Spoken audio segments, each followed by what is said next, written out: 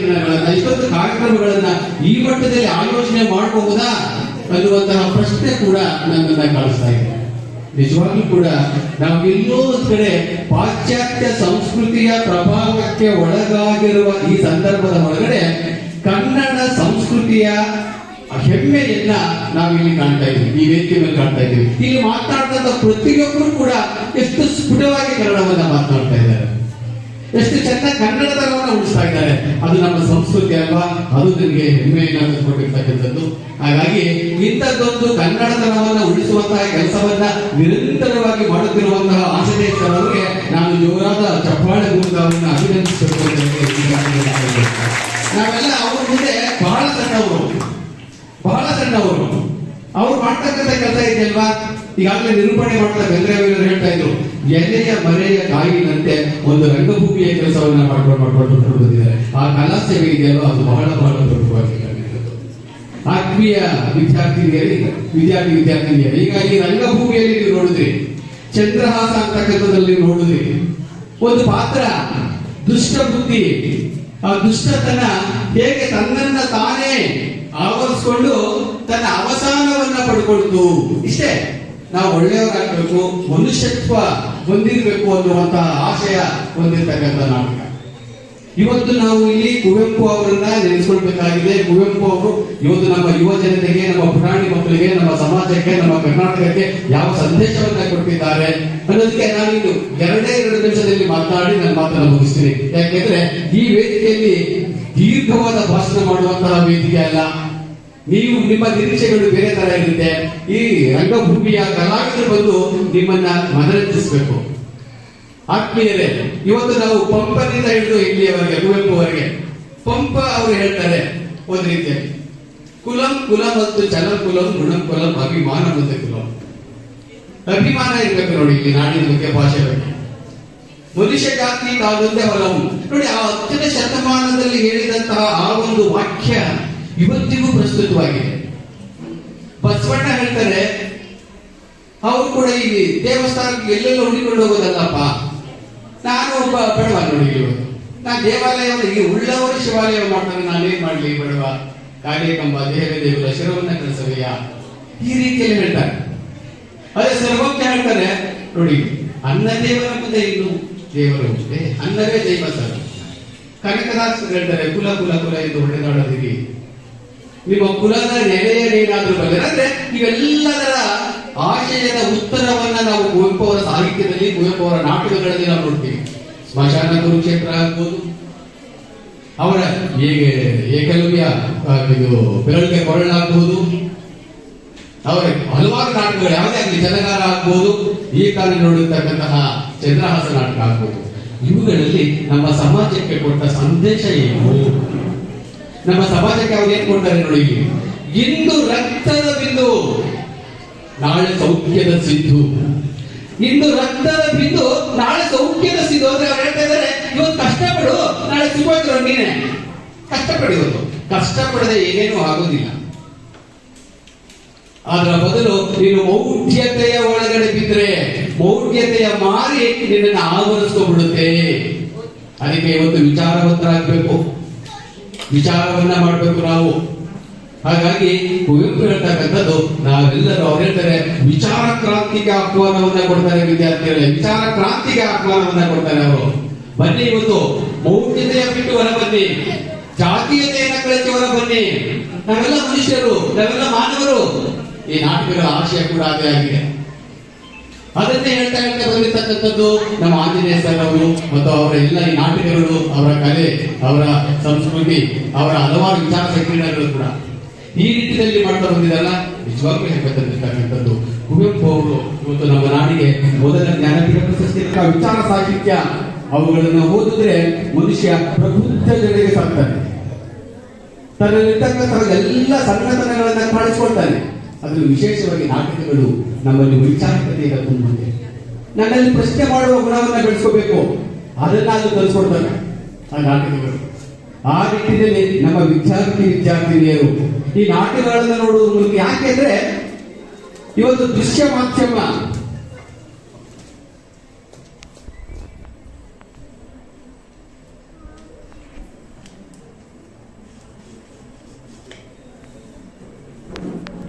ಇವತ್ತು ಅಕ್ಷರ ಮಾಧ್ಯಮಕ್ಕಿಂತ ದೃಶ್ಯ ಮಾಧ್ಯಮ ಇದೆಯಲ್ವಾ ಹೆಚ್ಚು ಪರಿಣಾಮಕಾರಿ. ನಾನು ಮಾತಾಡೋದಕ್ಕಿಂತ ಇಲ್ಲಿ ಅಭಿನಯ ಮಾಡ್ಕೋದಿದೆಯಲ್ವಾ ಅದು ನಿಮ್ಮ ಮನಸ್ಸನ್ನ ನಾಟುತ್ತೆ, ಹೌದಲ್ವಾ? ಹಾಗಾಗಿ ಅಂತಹ ಪ್ರೇಕ್ಷಕರನ್ನ ಸೆರೆ ಹಿಡಿಯುವಂತಹ ರಂಗಭೂಮಿಯ ಮೂಲಕ ನಿಮ್ಮನ್ನು ತಲುಪುವುದು ಬಹಳ ಸುಲಭ. ಅಂತಹ ಮಾಧ್ಯಮವನ್ನು ನಮ್ಮ ಆಂಜನೇಯ ಸರ್ ಅಂತ ಮಾಧ್ಯಮದ ಮೂಲಕ ನಿಮ್ಮನ್ನು ತಲುಪ್ತಾ ಇದ್ದಾರೆ. ಅಂತ ಮಾಧ್ಯಮದ ಮೂಲಕ ಸಮಾಜವನ್ನ ಸಮಾಜವನ್ನ ಕಟ್ತಾ ಇದ್ದಾರೆ, ಸಮಾಜವನ್ನ ಕಟ್ತಾ ಇದ್ದಾರೆ. ಸರ್, ನಾನು ಹಲವಾರು ಶಾಲೆಗಳಲ್ಲಿ ಕಾಲೇಜುಗಳಲ್ಲಿ ನೋಡಿದ್ದೀನಿ. ಎಲ್ಲಿ ನೋಡಿದ್ರು ಇಂಗ್ಲಿಷಿನಲ್ಲೇ ಮಾತಾಡ್ತಕ್ಕಂಥದ್ದು, ಇಂಗ್ಲಿಷ್ನಲ್ಲೇ ಪಾಠ ಮಾಡ್ತಕ್ಕಂಥದ್ದು, ಇಂಗ್ಲಿಷ್ನಲ್ಲೇ ಎಷ್ಟು ಸ್ಫುಟವಾಗಿ ನಾಟ್ಯ ಸರಸ್ವತಿ ಶಾಂತಲ ಕನ್ನಡ ಕಲಾ ಸಂಘದ ಎಲ್ಲ ವಿಚಾರಗಳನ್ನ ತಿಳಿಸ್ಕೊಟ್ಟು ಹೋದ್ರೆ ನನಗೆ ಬಹಳ ಬಹಳ ಆನಂದ ಆಯಿತು. ಒಂದು ಸಣ್ಣ ತಪ್ಪು ಇದೆ, ಇಲ್ಲಿ ಮಕ್ಕಳುಗಳು ಬಂದು ಎಷ್ಟು ಸ್ಫುಟವಾಗಿ ಮಾತಾಡ್ತಾ ಇದ್ರು.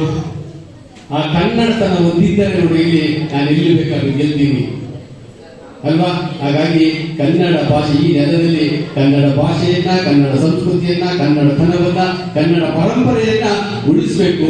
ಆ ಕೆಲಸವನ್ನ ಕುವೆಂಪು ಅವರು ಮಾಡಿದ್ದಾರೆ. ಅದರಲ್ಲಿ ವಿಶೇಷವಾಗಿ ಮಕ್ಕಳು, ಇವತ್ತಿನ ಮಕ್ಕಳು ಬೆಂಗಳೂರಿನಲ್ಲಿ ನಮ್ಮ ನಾಡಿನ ಸಂಸ್ಕೃತಿ ಹೀನಾಯ ಸ್ಥಿತಿಯನ್ನು ತಲುಪಿರ್ತಕ್ಕಂಥ ಈ ಸಂದರ್ಭದ ಹೊರಗಡೆ ನಮ್ಮ ನಾಡಿನಲ್ಲಿರ್ತಕ್ಕಂತಹ ಕನ್ನಡದ ಸುಸಂಸ್ಕೃತವಾಗಿರ್ತಕ್ಕಂಥ ಸಾಹಿತ್ಯ ಇದೆಯಲ್ವಾ, ಕುವೆಂಪು ಅವರು ಬರೆದಿರ್ತಕ್ಕಂತಹ, ಬೇಂದ್ರೆ ಅವರು ಬರೆದಿರ್ತಕ್ಕಂತಹ, ಇದು ಹಲವಾರು ಸಾಹಿತ್ಯಗಳು ಬರೆದಿರ್ತಕ್ಕಂತಹ ಈ ಸಾಹಿತ್ಯವನ್ನು ಓದಬೇಕಾಗಿದೆ.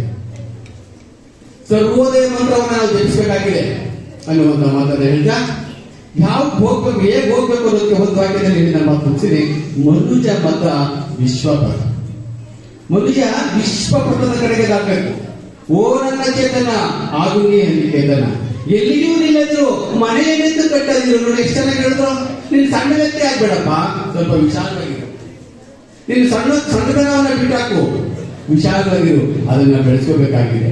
ಈ ಮಕ್ಕಳು ಇಷ್ಟೊಂದು, ನಾನು ಅವತ್ತಿಂದ ನೋಡ್ತಾ ಇದ್ದೀನಿ, ನಾನು ಕಾಲೇಜಲ್ಲಿ ಸಾವಿರಾರು ಮಕ್ಕಳಿದ್ದಾರೆ, ಇಷ್ಟೊಂದು ತಾಳ್ಮೆಯನ್ನು ಕೇಳ್ತಾ ಇದ್ದಾರೆ ಅಂದ್ರೆ ನಿಜವಾಗ್ಲೂ ಕೂಡ ಈ ಮಕ್ಕಳಲ್ಲಿ ಆ ಸ್ವೀಕೃತ ಇದೆಯಲ್ಲ, ಸ್ವೀಕಾರ ಮನೋಭಾವನೆ ಇದೆಯಲ್ಲ, ಅದು ಬಹಳ ದೊಡ್ಡ. ಅಂತಹ ಸೆರೆ ಹಿಡಿಯುವಂತಹ ಈ ರಂಗಭೂಮಿಯ ಈ ನಾಟಕ, ಈ ರಂಗಭೂಮಿ ಮಕ್ಕಳಿದ್ದಾರಲ್ಲ, ನಿಜವಾಗ್ಲೂ ಕೂಡ ಅವ್ರ ಒಳಗಡೆ ಏನೋ ಒಂದು ಆಸ್ವಾದಿಸಬೇಕು ಅನ್ನುವಂತಹ ಮನೋಭಾವನೆ ನಿಜವಾಗ್ಲೂ ಇದೆ. ಯಾರೋ ಕಟ್ಟುಪಾಡಿಗೆ ಕೂತಿರ್ತಕ್ಕಂಥದ್ದಲ್ಲ, ಇಷ್ಟಪಟ್ಟು ಕೂತಿರ್ತಕ್ಕಂಥವ್ರು, ಕಷ್ಟಪಟ್ಟಲ್ಲ, ಇಷ್ಟಪಟ್ಟು ಕೂತಿರ್ತಕ್ಕಂಥವ್ರು ಇಂಥ ಮಕ್ಕಳಿಗೆ ಇಂತಹ ಒಂದು ಸಂಸ್ಕೃತಿಯನ್ನ ತಲುಪಿಸುವ ಕೆಲಸವನ್ನ ಮಾಡ್ತಾ ಇದ್ದಾರೆ. ಮತ್ತೊಮ್ಮೆ ನಾನು ನಾಟ್ಯ ಸರಸ್ವತಿ ಶಾಂತಲ ಕನ್ನಡ ಕಲಾ ಸಂಘದ ಎಲ್ಲರಿಗೆ ವಿಶೇಷವಾಗಿ ಆಂಜನೇಯ ಸರ್, ಎಷ್ಟು ಹೇಳಿದ್ರು, ಯಾರು ಹೇಳಿದ್ರು, ಕರ್ನಾಟಕದಲ್ಲಿ ಇರ್ತಕ್ಕಂಥ ಎಷ್ಟೇ ಪ್ರಶಸ್ತಿ ಕೊಟ್ಟು ಕೂಡ ಸಾಕಾಗಲ್ಲ ಅವರಿಗೆ. ಇವತ್ತೇನಾಗಿದೆ, ಒಂದು ಹೇಳ್ಬಿಡ್ತೀವಿ, ವೇದಿಕೆ ಇರ್ತಕ್ಕಂಥ ಎಲ್ಲರಿಗೆ ಅರ್ಜಿ ಹಾಕೊಂಡು ಪ್ರಶಸ್ತಿಗಳನ್ನ ತಗೋಬೇಕು. ಎಲೆಯ ಮನೆಯ ಕಾಯಿನಲ್ಲಿ ಇಂತಹ ಅದ್ಭುತವಾಗಿರ್ತಕ್ಕಂಥ ಕೆಲಸ ಮಾಡ್ತಕ್ಕಂಥವ್ರನ್ನ ಗುರುತಿಸೋದು ಕಡಿಮೆ ಆಗಿದ್ದಾರೆ. ಸರ್ಕಾರದಲ್ಲಿ ರೆಕಮೆಂಡ್ ಮಾಡಿ ಪ್ರಶಸ್ತಿಗಳನ್ನ ತೆಗೆದುಕೊಳ್ಳೋ ಅಂತ ಹೊರಟೋಗ್ತಿದೆ ಇವತ್ತು. ಆದ್ರೆ ಇಂತಹ ಕೆಲಸ ಮಾಡ್ತಕ್ಕಂತಹ ರಂಗಭೂಮಿಗಾಗಿಯೇ ತನ್ನ ಸರ್ವಸ್ವವನ್ನ ಅರ್ಪಿಸಿರ್ತಕ್ಕಂತಹ ಆಂಜನೇಯವರು ಬಹಳ ಬಹಳ ಬಹಳ ವಿರಳ. ಅಂತ ಒಂದು ಸಂಸ್ಥೆ ಬಂದು ನಾನು ಮಾತನಾಡಿದಲ್ಲ, ನಾನು ಧನ್ಯವಾದೆ. ಇಂಥ ಮಕ್ಕಳಿಗೆ ಮಾತಾಡಿ ನಾನು ಕೂಡ ಏನೋ ಒಂದು ರೀತಿಯಲ್ಲಿ ಉಳಿದಿದ್ದಾನೆ ಅನ್ನುವಂತಹ ಭಾವನೆಯಿಂದ ನನ್ನ ಮಾತನ್ನ ಮಕ್ಕಳಿಗೆ, ವೇದಿಕೆಯಲ್ಲಿರ್ತಕ್ಕಂಥ ಹಿರಿಯರಿಗೆ, ರಂಗಾಸಕ್ತರಿಗೆ, ಆಂಜನೇಯ ಅವರಿಗೆ ವಂದಿಸಿ ನನ್ನ ಮಾತುಗಳನ್ನು ಮುಗಿಸ್ತೀನಿ. ಧನ್ಯವಾದಗಳು. ಈಗಾಗಲೇ ನೀವೆಲ್ಲರೂ ಕೂಡ ಗೊತ್ತಿರೋ ಹಾಗೆ ನಮ್ಮ ಆಂಜನೇಯ ಅವರು ನನಗೆ ಸುಮಾರು 20-30 ವರ್ಷಗಳಿಂದ ಬಂದವರು. ಇದೇ ರೀತಿ ನಾನು ಒಂದು ಕಾಲದಲ್ಲಿ ನಾನು ಜೀವನ ಮಾಡ್ತಾ ಸರ್ವಿಸ್ ಮಾಡೋದು ಸಂದರ್ಭದಲ್ಲಿ ಒಂದು 20-30 ವರ್ಷಗಳ ಕಾಲ ಜಪಾನ ಕಲಾಕೇಂದ್ರ ಅಂತ ಹೇಳಿ ಕಟ್ಟಿ ಚಿಂತೆ ನಾಟಕೋತ್ಸವ ಅಂತ ಆಚರಣೆ ಮಾಡ್ತಿದ್ವಿ. ನಾವು ಉತ್ಸವ ನಡೆಸ್ತಾ ಇದ್ವಿ. ನನಗೆ ಗೊತ್ತಾಗಿ ಸುಮಾರು 20-25 ವರ್ಷಗಳ ಕಾಲ ಇವರೆಲ್ಲ ತಂಡಗಳಿಗೆ ಪ್ರತಿ ವರ್ಷ 4-5 ನಾಟಕಗಳಿಗೆ ನಾನು ಅವಕಾಶ ಮಾಡಿಕೊಡ್ತಾ ಇದ್ವಿ. ಕನ್ನಡ ಸಂಸ್ಕೃತಿ ಇಲಾಖೆಯ ಸಹಯೋಗದಿಂದ ಮಾಡ್ತಾ ಇದ್ವಿ. ಬಹಳ ಮೆಚ್ಚುಗೆಯ ಕೀರ್ತಿ ಪಾತ್ರರಾಗಿದ್ದು ಈ ತಂಡದವರು ಮತ್ತು ಆಂಜನೇಯ ಅವರು ಅಲ್ಲಿ ಸಾವಿರಾರು ಜನ ವಿದ್ಯಾರ್ಥಿಗಳು ನೋಡಿದ್ರು. ಅಂತಹ ಆಂಜನೇಯ ಅವರ ಶ್ರಮ ಬಹಳ ಇದೆ.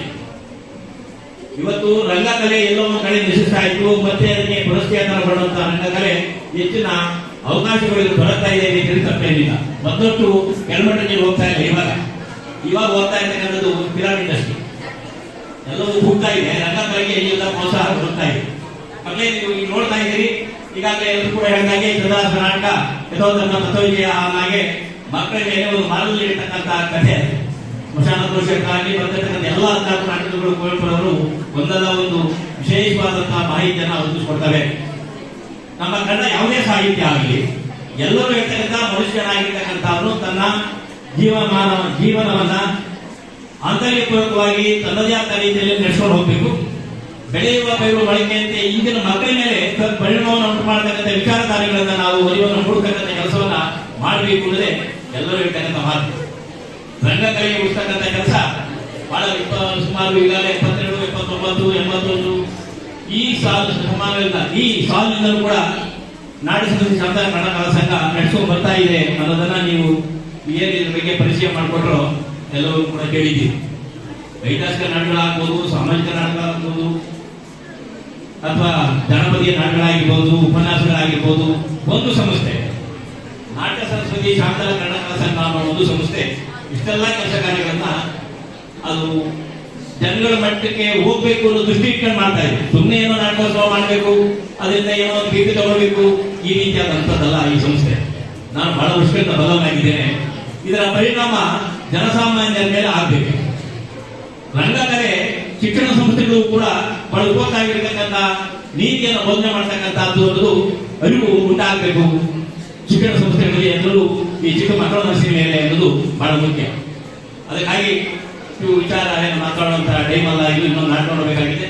ಒಟ್ಟಾರೆ ನಾಟ್ಯ ಸಂಸ್ಥೆ ಶಾಂತ ಕನ್ನಡ ಸಲಹಾ ಸಂಘ ಈ ನಾಡಿನಲ್ಲಿ ಪ್ರೋತ್ಸಾಹ ಸಿಗದೇ ಇದ್ರೆ, ಯಾವುದೇ ರೀತಿ ಅನುಕೂಲಗಳು ಇಂಥ ಸಂಸ್ಥೆಗಳಿಗೆ ಮಾಡ್ಕೊಡದೇ ಇದ್ರೆ, ಇದು ಹಣ ಮಾಡುವಂತ ಸಂಸ್ಥೆಗಳಲ್ಲ.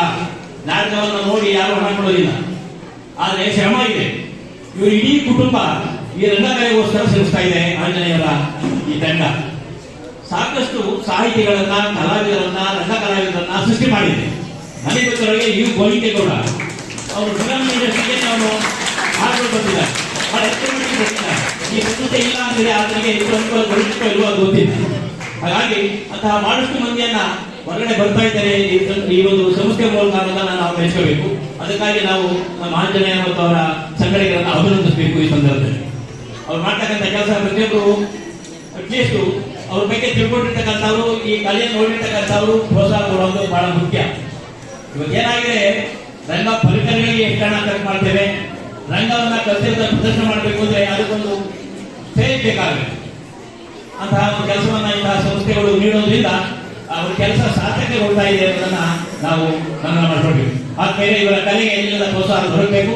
ಈಗಾಗಲೇ ಹೇಳುವ ಹಾಗೆ ಈ ಒಂದು ಸಾಹಿತ್ಯ ಸದೃಷ್ಟಿಯನ್ನ ಪಡ್ತಕ್ಕಂಥ ವಿಚಾರಧಾರೆಗಳು ಇವತ್ತಿನ ಪುರಾಣಿ ಮಕ್ಕಳ ಮನಸ್ಸಿನ ಮೇಲೆ ನೇರವಾಗಿ ಆಗಬೇಕು ಅನ್ನೋ ಮಾತನ್ನ ಹೇಳಿ, ನಾಟ್ಯ ಸಂಸ್ಕೃತಿ ಶಾಂತ ಕನ್ನಡ ಕಲಾ ಸಂಘದ ಈ ಒಂದು ರಂಗ ಸೇವೆಯನ್ನ ನಾವು ಅತ್ಯಂತ ಹೆಚ್ಚಿನದಾಗಿ ಪ್ರೀತಿಸಬೇಕು, ಹುಟ್ಟಿಸಬೇಕು, ಅದನ್ನು ಎತ್ತರಕ್ಕೆ ಬೆಳೆಸೋ ರೀತಿಯಲ್ಲಿ ಎಲ್ಲರೂ ಕೂಡ ಕೈ ಜೋಡಿಸಬೇಕು ಅನ್ನೋ ಮಾತನ್ನ ಈ ಸಂದರ್ಭದಲ್ಲಿ ಹೇಳ್ತಾ, ಏನು ಈ ಒಂದು ವಿಚಾರಧಾರೆಯಲ್ಲಿ ಏನೆಲ್ಲ ದೊರಕಬೇಕಾಗಿದೆಯೋ ನಾಟಕ ಸಂಸ್ಥೆಗೆ, ಈ ಒಂದು ರಂಗ ನಾಟ್ಯ ಸರಸ್ವತಿ ಶಾಂತ ಕನ್ನಡ ಸಂಘಕ್ಕೆ ಎಲ್ಲರೂ ಕೂಡ ದೊರಕಬೇಕು ಅನ್ನೋದನ್ನ ಈ ಒಂದು ಸಂದರ್ಭಕ್ಕೆ ಮಾತುಗಳನ್ನು ಹೇಳ್ತಾ, ಇಲ್ಲಿ ಬಂದು ಮಾತಾಡೋದಕ್ಕೆ ಅವಕಾಶ ಮಾಡಿಕೊಟ್ಟಿದ್ದಕ್ಕಾಗಿ ಶ್ರೀ ಆಂಜನೇಯ ಅವರಿಗೆ ಒಂದು ತಮ್ಮೆಲ್ಲರಿಗೂ ಕೂಡ ಎಲ್ಲ ಹಿರಿಯರಿಗೆ ನನ್ನ ಅಭಿನಂದನೆ ಸಲ್ಲಿಸಿ ನನ್ನ ಮಾತನ್ನು ಮುಕ್ತಾಯಗೊಳಿಸ್ತೇನೆ. ಜೈ ಸರ್ಕಾರ ಮತ್ತೆ ಹಾಗೆಯೇ ಅದರಲ್ಲಿ ತಮಗೆ ಅಭಿರುಚಿಯನ್ನ ಮೂಡಿಸಿಕೊಳ್ಳೋದು ಬಹಳ ಮುಖ್ಯ.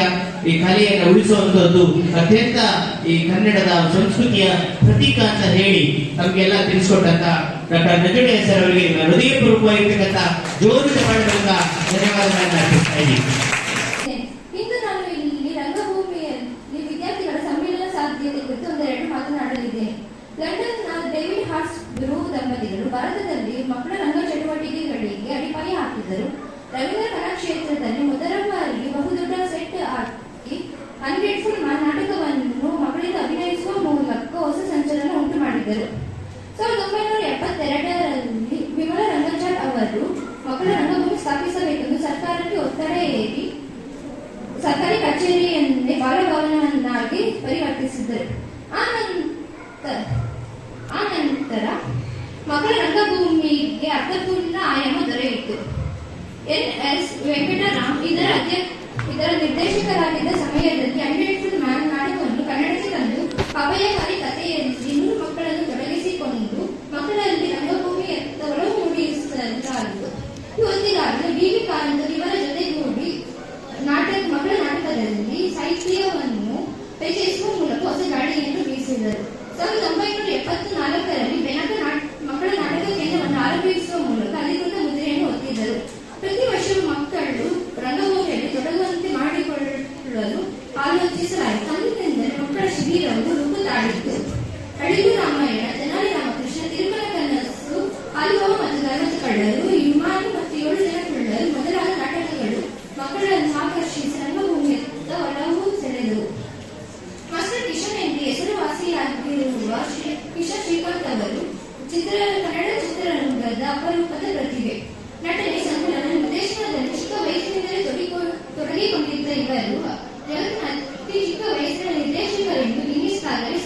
ನಿರ್ಮಿಸಿದ್ದಾರೆ.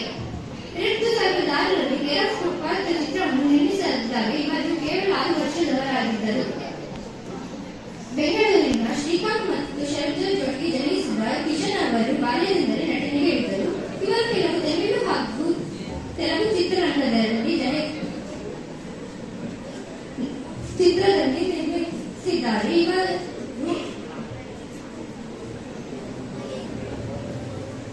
2006ರಲ್ಲಿ ಸ್ಲಮ್ ಹುಡುಗನು ಶೈಲಿಯನ್ನು ಬಯಸುವ ಸ್ಲಮ್ ಹುಡುಗನ ಕನಸನ್ನು ನನಸು ಮಾಡಿಕೊಳ್ಳುವ ಕೇರಳ ಫುಟ್ಪಾತ್ ಸಿನಿಮಾವನ್ನು ನಿರ್ಮಿಸಿದ್ದಾರೆ. ಈ ಚಿತ್ರವು 11ಕ್ಕಿಂತ ಹೆಚ್ಚು ಅಂತಾರಾಷ್ಟ್ರೀಯ ಪ್ರಶಸ್ತಿ ಮತ್ತು ಸ್ವರ್ಣಕಮಲ ಪ್ರಶಸ್ತಿಯನ್ನು ಪಡೆದಿದೆ. ಇವರು ಕಿಶನ್ ಶ್ರೀಕಾಂತ್ ಅವರು 2014ರಲ್ಲಿ ಫೋರ್ಬ್ಸ್ 1000 ಪಟ್ಟಿ ಸೇರಿದ್ದಾರೆ.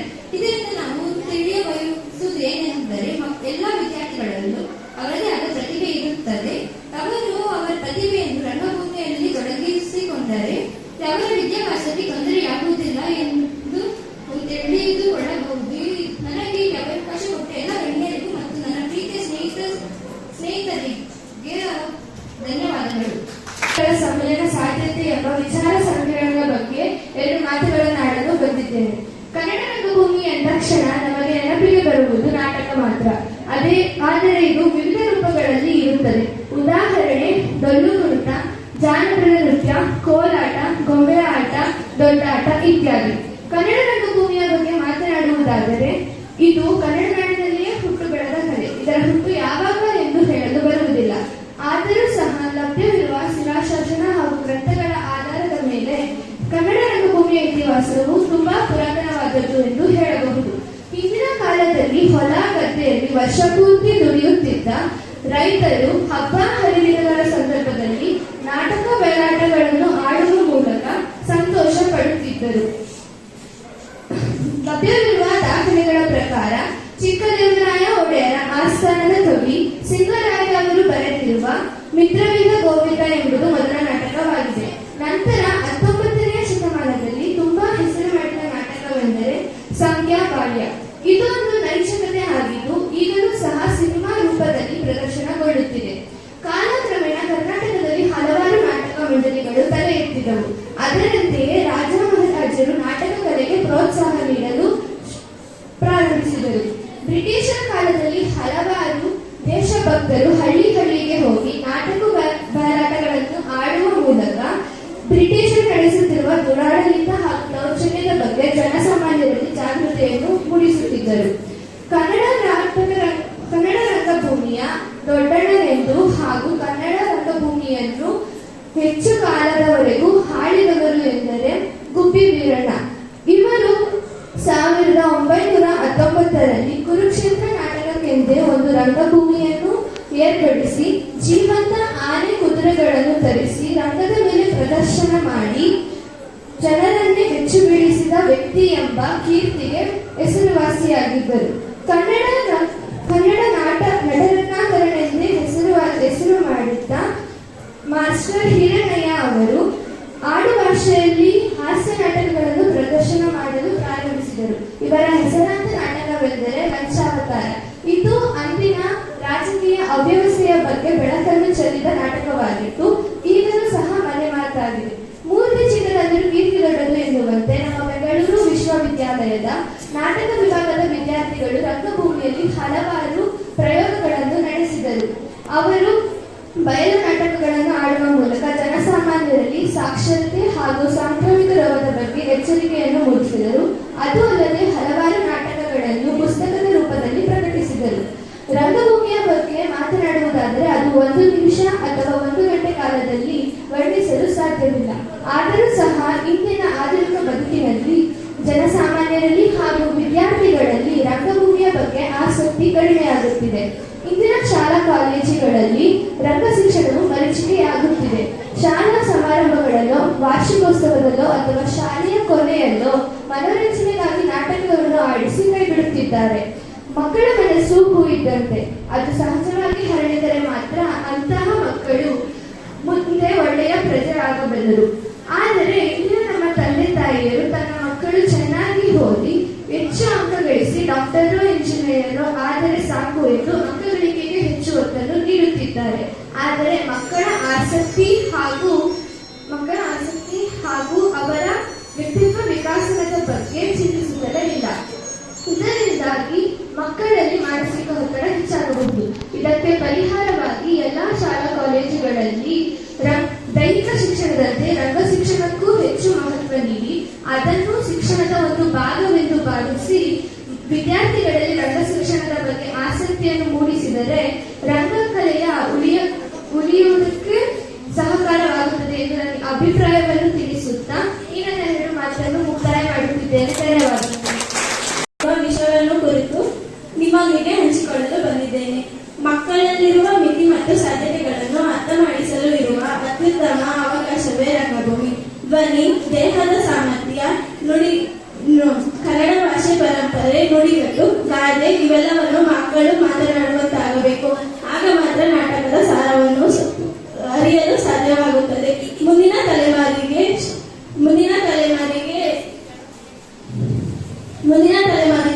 ಶಕ್ತಿಯನ್ನು ನೀಡುವ ಕೆಲಸವಾಗಬೇಕಿದೆ. ಸ್ಫೂರ್ತಿಯಿಂದ ಶಕ್ತಿಯನ್ನು ನೀಡುವ ಕೆಲಸವಾಗಬೇಕಿದೆ.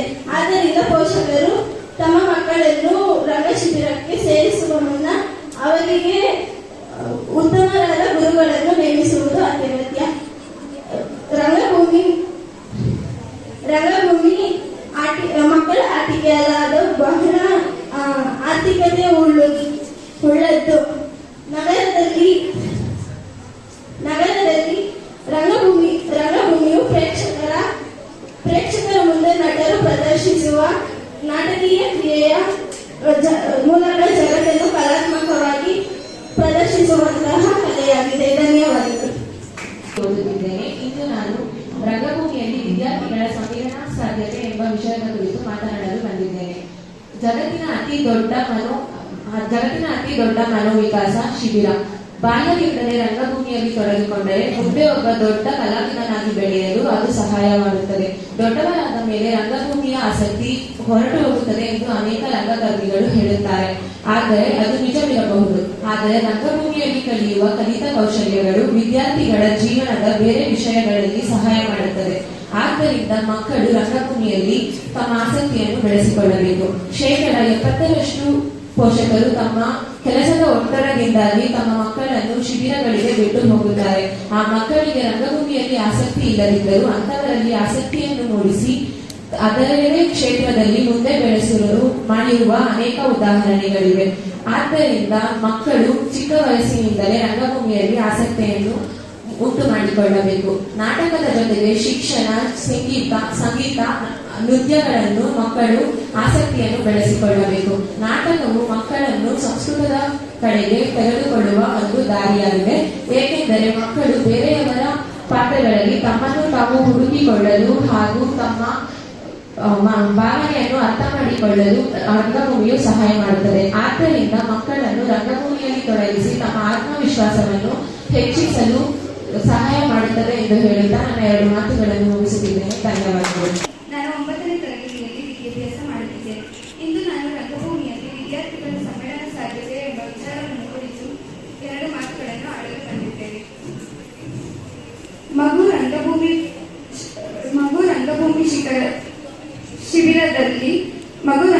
ಶಿಬಿರದಲ್ಲಿ ಸೇರಿದ ಕೂಡಲೇ ಅತ್ಯುತ್ತಮ ನಾಟಕನನ್ನಾಗಿ ಆಗಲು ಸಾಧ್ಯವಿಲ್ಲ. ಏಕೆಂದರೆ ಶಿಬಿರದಲ್ಲಿ ಸೇರಿದ ಮಕ್ಕಳು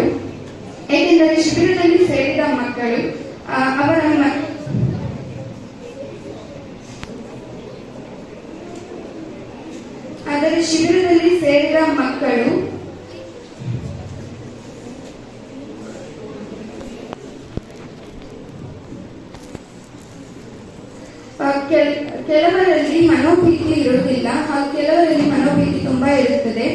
ಆದ್ದರಿಂದ ಅವರು ರಂಗದ ಮೇಲೆ ತಮ್ಮ ಪಾತ್ರದ ಸಂಭಾಷಣೆಯನ್ನು ಹೇಳಲು ಸಾಧ್ಯವಿಲ್ಲ. ಆದರೆ ಕೆಲವರು ತುಂಬಾ ಚೆನ್ನಾಗಿ ಹೇಳುತ್ತಾರೆ. ಶಿಬಿರದಲ್ಲಿ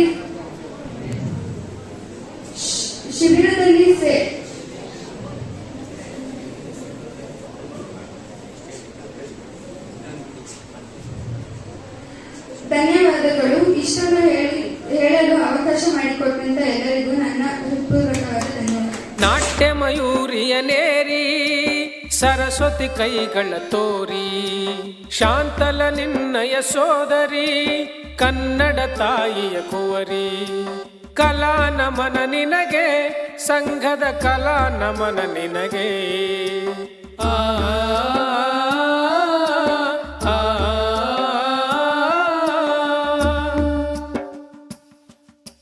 ಪಂಡಿತರಿಂದ ಪಾಮರರವರೆಗೂ ಮನೋರಂಜನೆಯ ನೀಡಿ ಖಂಡಿತವಾಗಿ ಕನ್ನಡವನ್ನು ಉಳಿಸುವ ದೀಕ್ಷೆ ಮಾಡಿ